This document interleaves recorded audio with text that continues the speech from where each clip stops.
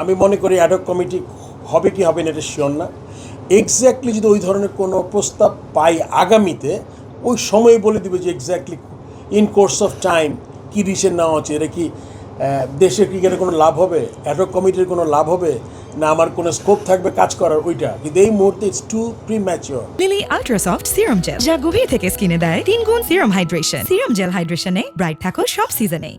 এই ইলেকশনটা হওয়ার আগে কে কত দৌড়ঝাঁপ করেছে, কে কত উপদেষ্টা মহোদয়ের কাছে রাত বিরেতে ভোর 5টা পর্যন্ত মিটিং করেছে, এটা কিন্তু আমি জানি।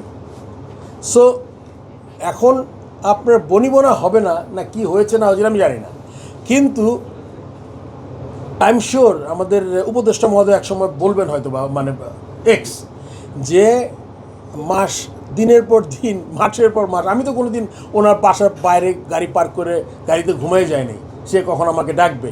সো এই জিনিসটা সে জানে যে তাকে কিভাবে কত মানুষ তাকে চেষ্টা করেছে, তার সাথে কথা বলে দেখা করার চেষ্টা করেছে। এখন যেহেতু আমার এজেন্ডা একটাই ভালো কিছু করার, সেই জন্য আমি মনে করি আমার নিজের দুর্নাম করে ভালো কেন করবো আমি, তাই না? মানুষ তো সবাইকে নিজেকে ভালোবাসে। সো সেই দিকে বিবেচনা করলে আমার মনে হয় যে যারা এসব কথা বলে বেড়ায় তাদের একটু আয়নায় তার চেহারাটা দেখা দরকার, যে তারা কি করেছে কোন সময়। আসলে এই ব্যাপারটা অনেক বড়। আমার প্রথম মনে হয় যে কনস্টিটিউশনটা রিফর্ম হওয়া উচিত প্রথম অ্যান্ড ফরমোস্ট, বিকজ আমরা হয় কি একটা কনস্টিটিউশন যদি কনস্টিটিউশনের ফ্ল থাকে তাহলে কিন্তু এর অ্যাডভান্টেজ সবাই নিতে পারবে। আপনার কনস্টিটিউশনের 2-3টা জিনিস আছে খুব হালকাভাবে